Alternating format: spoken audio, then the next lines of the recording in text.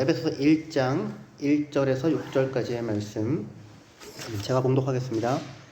하나님의 뜻으로 말미암아 그리스도 예수의 사도된 바울은 에베소에 있는 성도들과 그리스도 예수 안에 있는 신실한 자들에게 편지하노니 하나님 우리 아버지와 주 예수 그리스도로부터 은혜와 평강이 너희에게 있을지어다.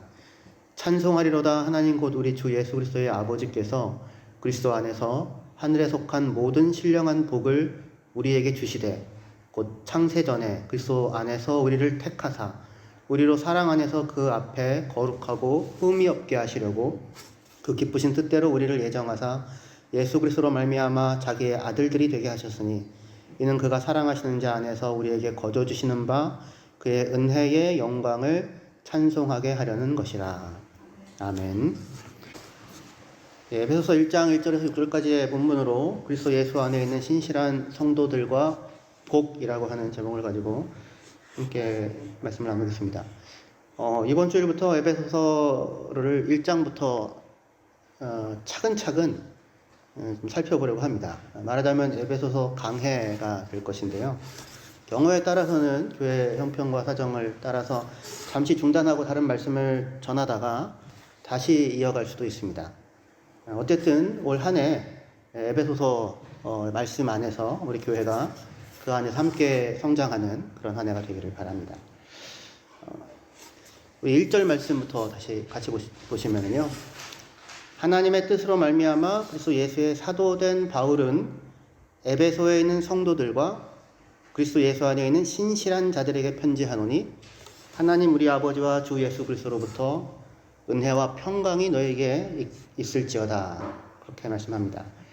에베소서는 하나님의 뜻으로 그리스도 예수의 사도가 된 바울이 에베소에 있는 성도들과 신실한 자들에게 보내는 편지입니다. 바울은 지금 에베소라고 하는 지역으로 대표되는 사실은 아시아의 그 주변에 있는 여러 성도들을 상대로 하여서 편지를 보내고 있는데 자기를 뭘로 소개하냐면 하나님의 뜻으로 그리스도의 예수의 사도가 된 자로서 이 편지를 보내고 있다고 말합니다. 그러니까 이 편지는 다만 개인적인 서신이 아니고요. 사도로서 공식적인 권위를 가지고 보내는 편지입니다. 제가 개인적으로 여러분들을 만나서 이야기를 나눌 때도 물론 저는 이제 목사이지만 하지만 설교자로서 제가 이곳에 서서 말씀을 전할 때는 저는 말 그대로 목사라는 직임, 그 직임을 가지고 그 직임을 수행하는 것이지요. 그와 같이 지금 바울은 다만 개인 자격으로 편지를 쓰고 있는 것이 아니라 하나님의 뜻으로 말미암아 그리스도의 사도가 된 사람으로서 편지를 쓰고 있습니다. 그러니까 이 편지는 사도적인 권위를 갖는 겁니다.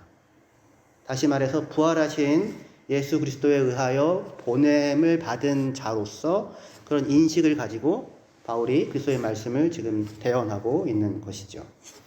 그런 바울이 그리스도의 사도로서 편지를 지금 보내고 있는 곳은 에베소라는 지역입니다. 바울은 이 에베소에서 3년간 머물면서 복음을 전했어요. 여기에 있는 유명한 두란노 학당이라는 곳이 있는데 거기서 2년 정도 복음을 가르쳤습니다. 여기 지도에 보시면 예, 맞습니다. 여기가 에베소고요. 이렇게 보면 어딘지 모르겠죠? 여기 터키 지역입니다. 터키. 예, 터키 지역이고 여기가 아시아 7교회고요. 여기가 골로새가 있고 여기 에베소가 있고 라오디게아도 여기 있고 뭐 같은 그렇게 됩니다. 에베소가 지금 여기 있는데요. 당시 에베소는 그 소아시아 지역에서 가장 큰 도시 중에 하나로서 로마 제국의 4대 도시라고 하면 로마 제국 전체에서 로마가 있고 알렉산드리아가 있고 안디옥이 있고 그리고 에베소가 있습니다. 그 손가락 안에 들 만큼 아주 큰 도시였어요. 당시 한 25만 명 정도 살았을 것으로 추정됩니다. 그리고 이 동과 서로 동쪽과 서쪽을 잇는 그런 교역이 이루어지는 아주 중요한 곳이었어요. 그래서 바울은 지금 그 에베소에서 다른 어느 지역보다도 훨씬 오랫동안 3년이면 제일 오랜 시간 머물렀거든요. 거기에 머물면서 복음을 전했고요. 그 영향력 하에서 주변에 있는 여러 지역에도 교회들이 생겨났을 것입니다. 대표적으로 에베소에서 한 200km 떨어진 곳에 골로새가 있는데 그 골로새 교회는 아마도 바울이 에베소에서 복음을 전할 때 거기서 복음을 전해받은 에바브라라는 사람이 있어요. 그 사람이 복음을 듣고 알고 그리고는 골로새가 그 사람이 태어난 자기 출신 지역이거든요. 거기로 돌아가서 복음을 전합니다. 라오디게아도 히에라폴리스도. 그래서 교회가 생겨요. 그러니까 바울이 에베소에 머물면서 3년 있었는데 주변 지역에 바울도 다녔을 것이고 근데 거기가 워낙 대도시니까 많은 사람들이 와서 거기서 복음을 듣고 배우고 또 자기 지역으로 돌아가서 또 교회가 생겨나고 하는 이런 일들이 있었습니다. 그러니까 바울에게 있어서 에베소는 굉장히 중요한 곳이고 잘 알려진 곳이고 그래서 에베소에 편지를 보낸다는 것은 다만 에베소 도시 하나가 아니라 에베소로 대표되는 주변에 있는 여러 교회들을 상대로 하여서 편지를 썼다라고 그렇게 생각할 수 있습니다.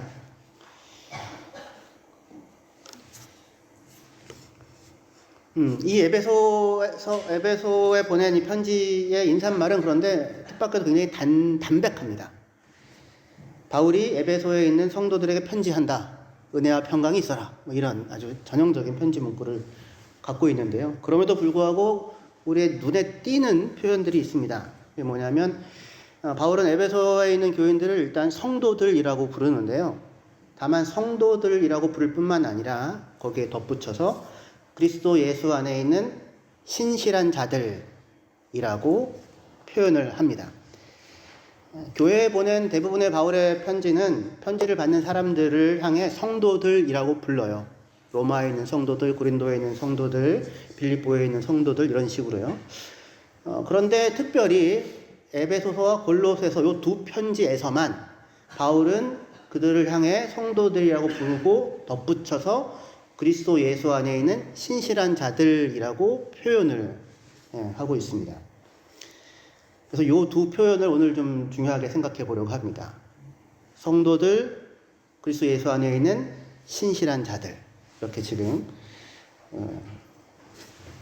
부르고 있는데 우리들에 대한 이야기이죠. 성도라는 말을 좀 생각해 봅시다. 우리는 보통 교회 다니는 사람들을 성도라고 보통 부르곤 합니다. 용준 형제님, 이렇게 사실은 연배가 비슷한 분들은 형제님, 자매님 할 수 있는데 또 어르신들한테는 자매님, 형제님 하기가 되게 어색하죠. 그리고 한국 분들은 호칭이 명확하지 않으면 부르기가 되게 어렵습니다. 누구누구 씨 하기도 되게 힘들고 어렵고요. 그래서 누구누구 성도님 이렇게 부르기도 하잖아요. 그죠? 근데 사실은 성도라고 하는 말 뜻은 거룩한 무리라는 말이에요. 그러니까 거룩한 자라는 얘기죠. 그죠? 용준 성도님 이렇게 부르면 용준 거룩한 자여 이렇게 부르는 거예요. 감당하시겠어요? 그런데 바울은 에베소에 있는 성도들, 거룩한 자들이라고 이렇게 부르고 있어요.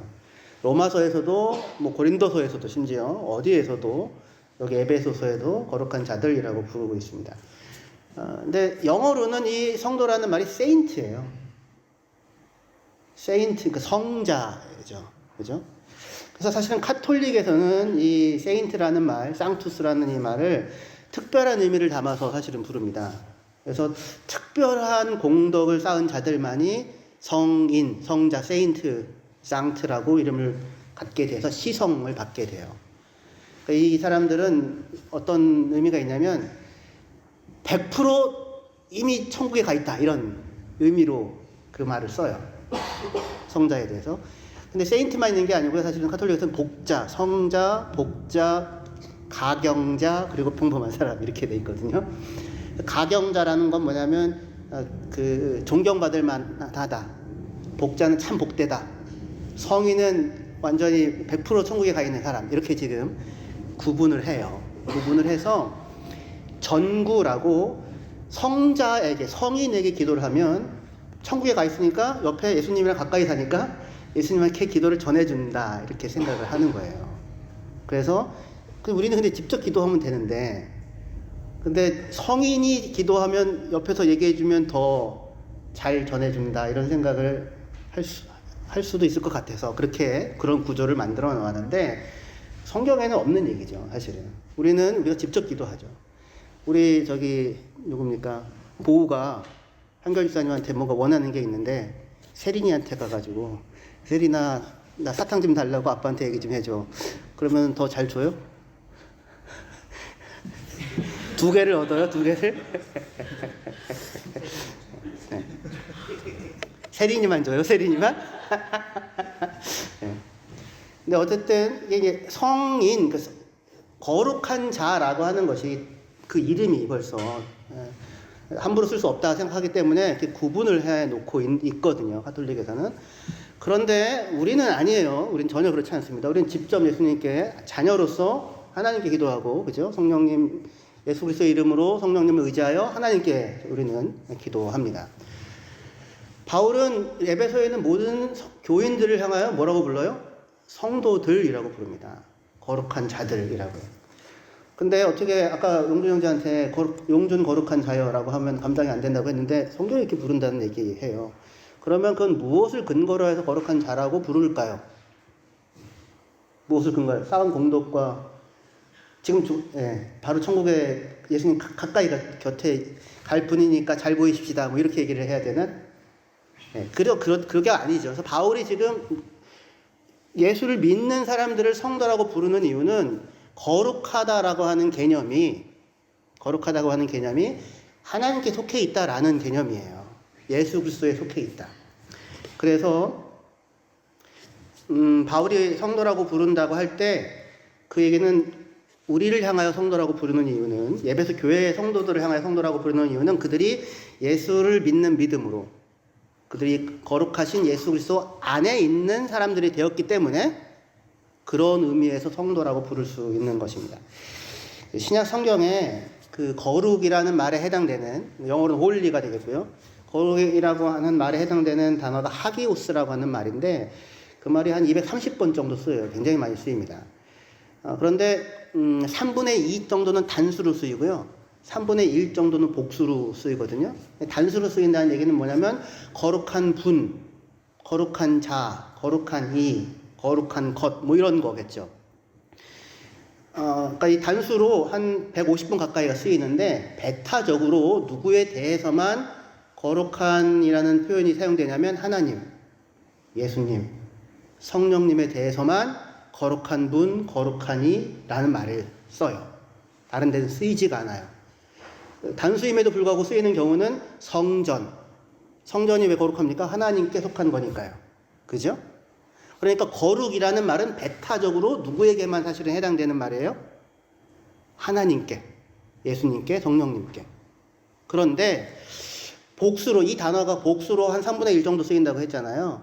근데 복수로 쓰이는 경우에는 거의 대부분이 다 성도들을 가리킬 때 사용됩니다. 누구요? 성도들. 숫자가 나오면은 제가 숫자를 얘기를 하지 않아요. 3분의 1, 3분의 1. 성도들을 가리킬 때 써요. 그러니까 원래 거룩이라는 말은 베타적으로 누구에게만 적용할 수 있는 말인데 하나님에게만 적용할 수 있는 말인데 그 말이 복수로 쓰일 때는 대부분 다 성도들, 교회, 예수를 믿는 자들에게 대해서 쓰이고 있어요. 그 얘기는 무슨 얘기예요?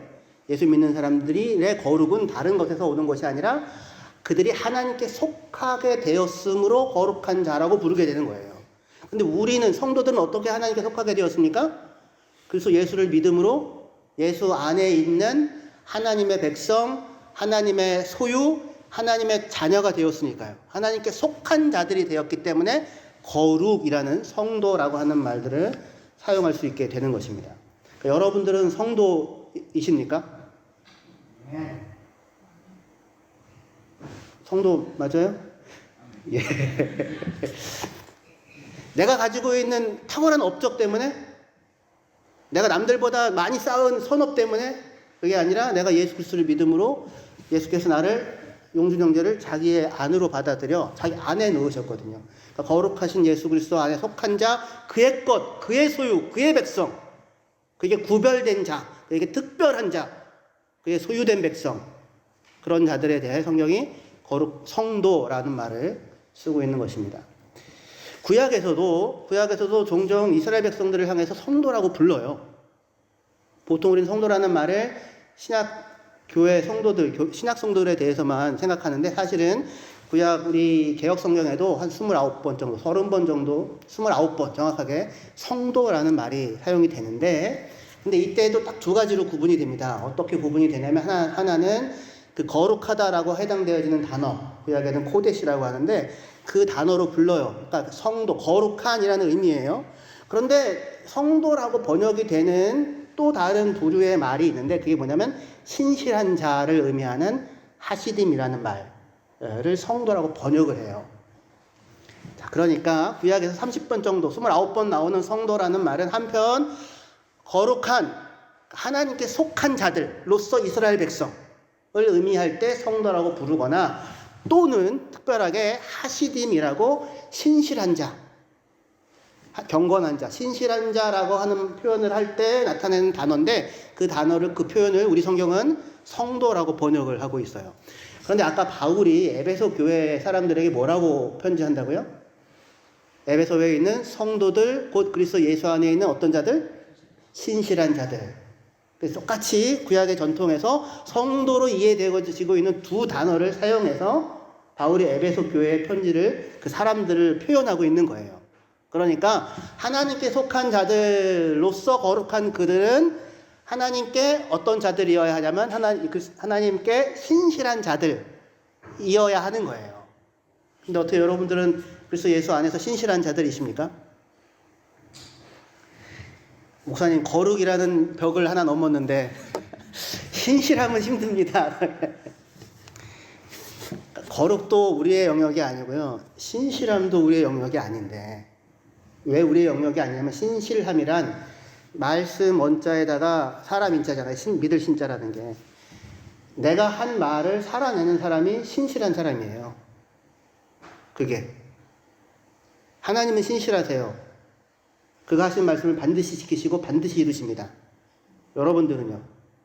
여러분들, 우리는요? 저도 포함해서. 우리는요? 여러분들의 말을 반드시 살아내십니까? 하나님이 말씀하시면 그것은 곧 사실이 돼요. 현실이 돼요. 왜요? 하나님은 신실하신 분이시니까요. 그거 약속하시면 그것은 반드시 이루어집니다. 왜요? 하나님은 신실하신 분이시니까요. 우리는요?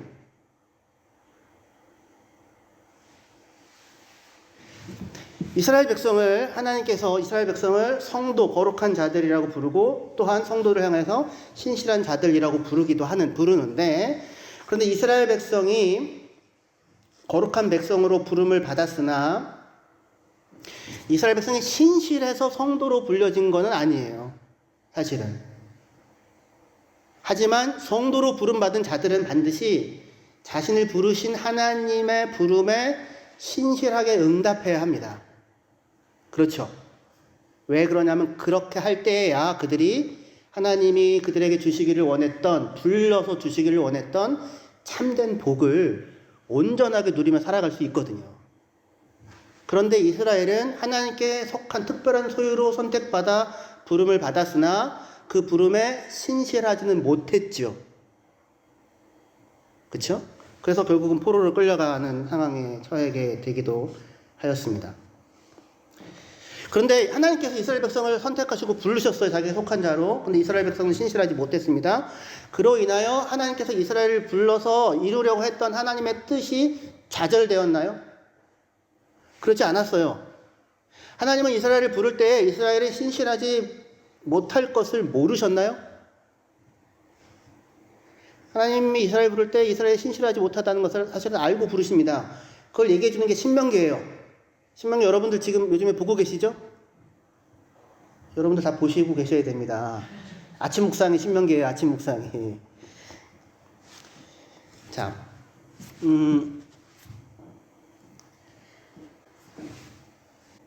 하나님께서 이스라엘을 부르셨을 때 부르신 목적이 있었습니다. 근데 이스라엘 백성은 그 부르심에 신실하지 못했어요. 그래서 그러므로 말미암아 하나님의 뜻이 좌절되었는가? 그렇지 않았어요. 왜냐하면 하나님은 비록 이스라엘은 신실하게 그 모습에 반응하지 못했지만 하나님의 부름에 신실하게 반응하여 그 부르심의 목적을 온전하게 성취하신 분이 있기 때문에 그래요. 그분이 예수 그리스도이십니다. 거룩하시고 신실하신 예수 그리스도로 말미암아 하나님께서 이스라엘을 불러서 사실은 천하 만민을 향해 주시고자 하셨던 그 복이 흘러 들어가고 그리고 모든 천하 만민에게 미칠 수 있는, 이룰 수 있는 길이 예수 그리스도로 말미암아 열렸다라고 이야기하는 것이 복음의 선포이고, 우리는 그 복음의 소식을 듣고 예수를 믿어 하나님께 속한 그의 백성이 되었습니다. 그게 교회예요. 우리는 그리스도 예수 안에서 그 복음을 믿는 자들로서 하나님께 속한, 예수 그리스도 안에 속한 성도로서 이제 신실하게 살아갈 것이 기대되고 요구됩니다. 왜냐하면 우리가 그렇게 살아갈 때야 하나님이 우리에게 주시고자 하시는 복을 우리가 온전하게 누릴 수 있기 때문에 그렇습니다. 그러니까 복이라고 하는 것은 물건을 주는 게 아니라 관계 안에서 누려지는 것이기 때문에 우리가 그 부름에 온전하게 합당하게 반응할 때 복을 복답게 누려갈 수 있을 거예요. 자, 하나님이 여러분들을 구원하신 목적이 무엇입니까? 혹시 생각해 보셨어요? 하나님께서 이스라엘을 부르신 이유는 무엇입니까? 목적이 무엇입니까? 출애굽기 19장 5절부터 보시면은요. 같이 읽겠습니다. 여기 앞에. 예, 시작.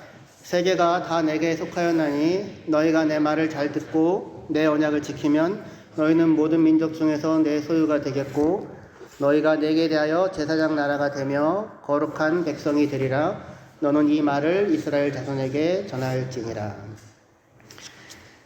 하나님께서 이스라엘 백성을요, 모든 민족들 가운데 하나님의 특별한 소유로 선택하셨어요. 하나님께서 이스라엘을 선택하여서 부르신 목적은 무엇이라고 얘기하냐면 그들이 제사장 나라가 되게 하려 하신다, 이렇게 얘기를 하십니다. 제사장 나라가 된다는 건 무슨 얘기냐면 땅에 있는 모든 족속 가운데 이스라엘 백성을 특별히 선택하여 자기 것으로 삼았잖아요. 그죠?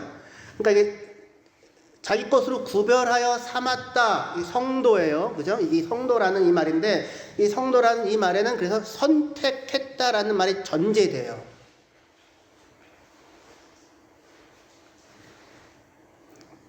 선택했다는 말이 전제돼요. 제가 여기서 설명을 하고자 하는 강한 욕구가 있는데, 그러지 않으려고 합니다. 나중에 앞으로 계속 하면서 또 할 테니까. 하나님께서 우리를 이스라엘 백성 거룩한 성도라고 하는 말에는 뭐가 전제되냐면 선택이라는 말이 전제됩니다. 왜냐하면 각자가 무슨 자기의 권리로 들어온 게 아니잖아요. 하나님께서 이스라엘 백성 천하 만국 가운데 이스라엘 백성 선택해서 불렀어요. 근데 부르신 목적이 무엇이냐면 제사장 나라로 세우려고 하신대요. 다시 얘기해서 천하 만국 가운데 선택해서 불러 그들로 하여금 천하 만민을 축복하는, 그들을 복되게 하는, 복을 주는, 축복하는 역할을 감당하도록 부르셨어요. 그게 제사장의 가장 중요한 역할 중에 하나입니다. 성경에서 최초로 등장하는 제사장이 누구냐면 멜기세덱이거든요. 최초로 나오는 제사장이 예수님을 나타내는 인물이에요. 그런데 그는 창세기 14장에서 전쟁에서 이기고 돌아오는 아브라함을 맞아서 하나님을 찬양하면서 아브라함을 축복합니다. 창세기 14장 19절에 보시면 그가 아브라함에게 축복하여 이르되 아브라함에게 복을 줘요. 이 사람이 그가 누구냐면 멜기세덱이라고 하는 제사장입니다. 살렘 왕 멜기세덱, 왕이기도 하고 제사장이기도 한 사람, 이 인물이 아브라함에게 축복합니다. 축복하여 이르되 천지의 주제시여 지극히 높으신 하나님이여 아브라함에게 복을 주옵소서. 너희 대적을 내 손에 붙이신 지극히 높으신 하나님을 찬송할지로다 하매 아브라함이 그 얻은 것에서 10분의 1을 멜기세덱에게 주었더라. 이렇게 얘기를 하고 있어요. 멜기세덱은 제사장으로서 아브라함을 축복하고 또한 하나님을 찬양해요. 그래서 그 이야기를 들은 아브라함은 자기가 얻은 것의 10분의 1을 멜기세덱에게 줍니다. 멜기세덱이 제사장이라는 사실을 인정하는 거예요. 그리고 멜기세덱이 했던 그 찬송을 인정하고 하나님께 대한 찬양을 고백하는 표이기도 한 것입니다. 그런데 그러니까 제사장 멜기세덱은 뭘 하고 하는 자로 등장하냐면 축복하는 자로 지금 등장을 하고 있어요. 그죠?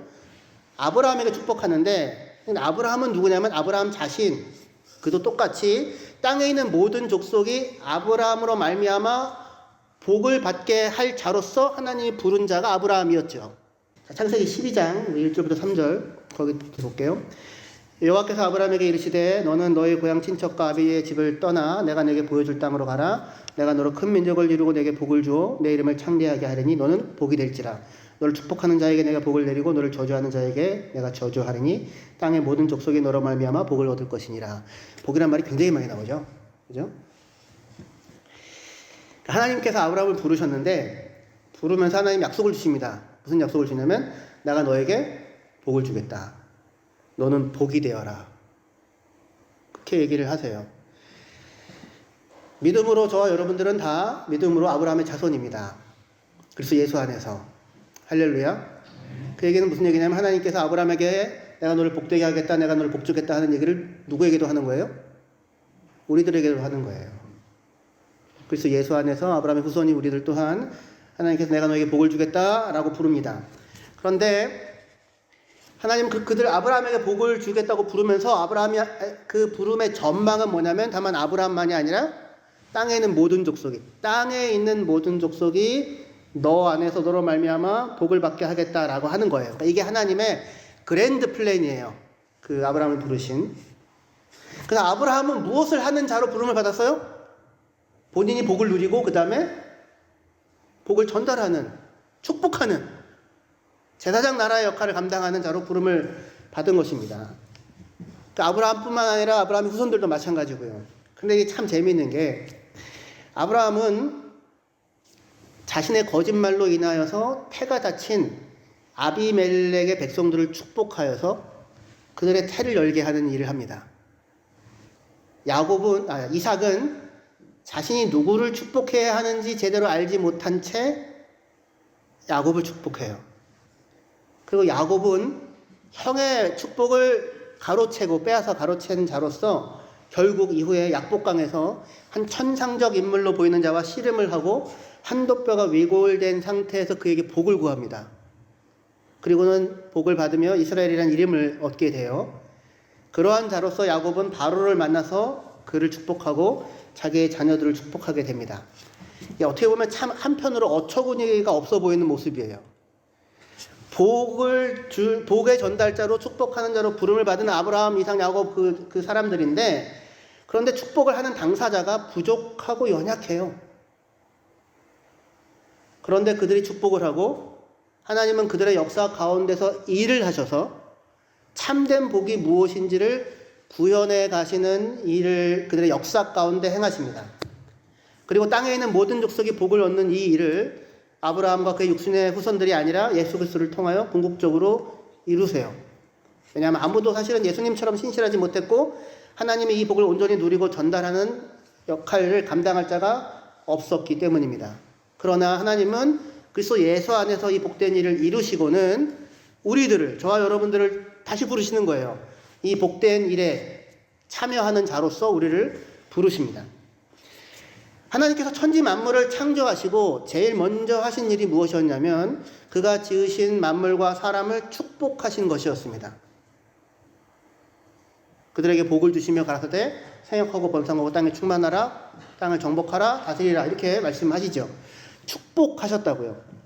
그런데 아담은 범죄함으로 말미암아서 하나님을 떠났고 하나님을 거부함으로 이 축복의 삶에서 떨어져 나가고 말았어요. 살아있음이 복이 아니라 살아있음이 고통이 되어버렸습니다. 하나님이 사람에게 복을 주지 않아서가 아니라 사람이 하나님을 거역하고 그를 떠났기 때문입니다. 그리하여서 이 땅에 폭력과 부패, 신음과 한탄, 분노와 살인, 미움과 시기가 가득하게 되었어요. 그러나 그것이 하나님의 창조의 본래의 목적과 계획이 아니었음을 하나님은 홍수로 그들을 심판하심으로 드러내시고 세상을 복되시게 하는 그 일을 본래 창조하시면서부터 하나님이 하시려고 하셨던 그 일을 아브라함을 불러 아브라함과 더불어 시작하십니다. 그게 구약의 역사였어요. 그리고 그 일을 예수 그리스도 안에서 하나님께서 마침내 이루어내시는 것입니다. 바울은 이게 지금 하나님의 그랜드 플랜 안에 담겨져 있는 계획이고 우리를 부르신 이스라엘 백성을 불렀으나 실패했어요. 그런데 예수 그리스도로 말미암아 그들을 여기다 세워놓습니다. 그리고 예수 그리스도로 말미암아 성취하신 일을 근거로 해서 우리를 또 다시 불러요. 그 여기다가 같이 옆에다 이렇게 나란히 세워놓습니다. 이 두 예수와 이스라엘과 성도, 교회. 앞으로 이 이야기를 에베소서에서 계속 해나갈 거예요. 제가 그래서 지금 이 얘기를 먼저 합니다. 그렇게 그 복된 자리로 우리를 부르신 하나님, 그 하나님의 그랜드 플랜을 담고 있는 표현이 성도 그리고 신실한 자라고 하는 그 이야기라고 할 수 있습니다. 그렇게 바울은 에베소서에서 편지를 받는 사람들을 성도이며 신실한 자라 부르고 난 뒤에 그들을 하나님을 찬양하는 자리에 세웁니다. 우리 에베소서 본문 다시 한번 볼게요. 에베소서 1장 3절부터입니다.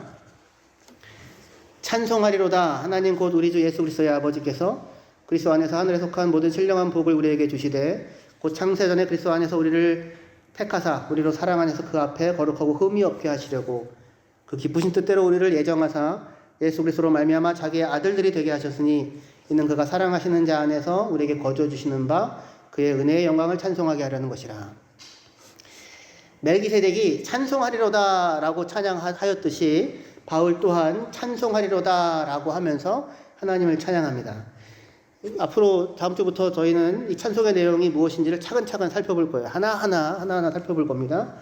오늘 말씀을 통해서 제가 여러분들과 같이 확인하고 싶은 내용은 하나님께서 하늘에 속한 신령한 복을 그리스도 안에서 우리에게 주셨다라고 하는 거예요. 거기로 부르는 겁니다. 거룩한 자라고 부르는 것은 그 복으로의 부름이에요. 천하 만민 가운데 아브라함을 선택하여 부르죠. 아브라함이 하나님께 속한 특별한 사람이 되죠. 거룩한 자가 되죠. 그런 의미예요. 이스라엘을 부르시죠. 거룩한 자가 되죠. 특별한 자가 되죠. 그 부르신 이유가 뭡니까? 그들을 복되게 하려고요. 본래 하나님이 창조하신 목적, 그 풍성한 복을 누리는 자가 되도록 부르시는 거예요. 근데 세상은 그거를 하나님을 떠나서 잃어버렸잖아요. 놓쳤잖아요. 그래서 그것을 다시 회복하는 일을 하기 위해서 먼저 이스라엘을 부르시고 예수 안에서 우리를 부르시는 것입니다. 예수님께서 오셔서 팔복에서 뭐라고 얘기하십니까? 심령에 가난한 자는 복에 있나니 천국이 그들의 것이며, 예수께서 오셔서 그 잃어버렸던 그 복을 아무리 애를 써도 스스로 복을 만들어낼 수 없는 가난한 가운데 있는 이 세상, 하나님을 떠난 사람들 가운데 있는 자들을 부르셔서 그 복을, 애초에 주시려고 하시는 복을 회복하시는 일을 하시겠다. 그게 하나님의 나라이고 그 예수와 더불어 온 하나님의 나라가 하는 일입니다. 그 일을 위해 저와 여러분들을 하나님께서 그리스도 예수 안에서 그에게 속한 성도로 부르신 거예요. 그리고 성도로 부르셔서 뭘 하십니까? 복되게 하시는 것이죠. 복을 주시는 거죠. 그래서 에베소서 1장 3절에 찬송하리로다 하나님이라고 얘기하면서 그가 하늘에 속한 모든 신령한 복으로 우리를 그리스도 안에서 복 주시되라고 이야기를 하는 것입니다. 그러니까 저와 여러분들은 하나님께서 하늘에 속한 모든 신령한 복으로 우리에게 복 주신, 그 복되신 하나님의 백성들인 것입니다. 할렐루야. 하늘에 속한 신령한 복이 무엇인지는, 그리고 그 복을 우리에게 주셨다고 하는 것이 무엇인지는 앞으로 찬찬히 살펴볼 거예요. 오늘 말씀을 통해서 기억하기 원하는 것은 우리가 예수 그리스도 안에서 하나님께 속한 성도로 부름을 받았으며, 그리고 그것은 사실은 오직 예수 그리스도의 신실함 덕분입니다. 그지요? 우리는 날마다 이 터 위에 나가 서 있음을 기억하셔야 돼요. 그리고 그의 신실하심에, 예수 그리스도의 신실하심에 참여하는 신실한 성도로 살아가야 하는 것입니다. 하나님께서 우리를 부르심은 하늘에 속한 모든 신령한 복을 그리스도 안에서 우리에게 주시기 위함입니다. 그리고 이 복을 온 땅 천하 만민에게 전달하고 보여주고 선포하는 자로서 우리를 부르셨습니다. 램스타인 한인교회는 예수 그리스도로 말미암아 이 복을 이 땅에 보여주고 구현하는, 하늘의 복을 이 땅에 구현하고 보여주는 공간이 되어야 합니다. 하늘의 복이 이 땅에 보여주고 누려지는 공간, 거기가 교회이고 그것이 램스타인 한인교회입니다. 비록 부족하고 연약해도 하나님이 아브라함과 이삭과 야곱을 통해 복을 짓고 전달하시듯이 우리들을 통하여서도 하늘의 참된 복을 짓고 전달하는 일을 하시고자 우리를 부르셨음을 잊지 마시기 바랍니다. 여러분들은 복된 자입니까? 여러분들의 오늘의 삶은 blessed life예요? 영어로 맞는 표현입니까? 예. 여기 하나만 할게요. 박주호 집사님이 그 페이스북에 올린 그 영상이 하나 있는데요. 눈썰매를 탑니다. 아이들이요. 눈이 많이 왔잖아요. 가까운 동네에 이렇게 그런 데가 있나 봐요. 엄청나게 막 쫙 내려가는. 근데 중간에 이렇게 턱이 있어서 눈썰매가 나릅니다. 이렇게 벙 날아가지고 뚝 떨어져서 쭉 가거든요. 그래서 아이들이 하늘을 좀 맛봤을 거라고 이렇게 하면서 거기 쓴 표현이 있는데, I feel, 나는 내가 느낄 때 나는 지금 내가 blessed life를 살고 있다고. 럭키 라이프가 아니에요. 운 좋은 행운이 그게 아니고요. 축복받은 삶을 살고 있다고 느껴요. 뭘 하고 있는데? 눈썰매를 타고 있는데. 눈썰매를 타서 잠깐 떴는데, 잠깐 하늘을 맛봤는데 블레스드 라이프를 살고 있다고 느껴. 이게 복이에요. 오늘 재수가 좋다고 운이 좋다가 아니에요. 하나님이 내게 살아 숨쉬는 모든 순간이 내게 허락하신 복이라고 느껴요. 그걸 알아요. 하늘에 속한 모든 신령한 복으로 하나님이 내게 복 주셨다고 알고 있어요. 그게 성도이고 교회의 특권인 것입니다. 우리가 메마를 땅을 걸어가고 어디를 오늘 하루 아침에 일어나서 눈을 뜨고 밥을 먹으면서도 축복받은 삶을 살고 있다고 고백하고 살아가는 사람들, 그 성도의 삶이 우리들의 삶인 것입니다. 하나님만이 블레스 할 수 있어요. God bless you예요. 어떤 세상 무엇도 블레싱 할 수 없어요. 하나님만이 우리에게 복 주시는 그분이 우리를 자기의 것으로 특별한 소유로 삼아 오늘 살아가는 매 순간순간을 복을 주시고 복되게 하시는 일을 하십니다. 할렐루야. 그 대단한 그에게 속한 자로 부름 받았음을 신실하신 하나님께서 우리에게 복 주시는 그러한 대상임을 기억하시고 그의 백성으로 복을 누리며 복을 증거하며 자랑하시며 살아가시는 주의 백성들 되시길 바랍니다. 기도하시겠습니다.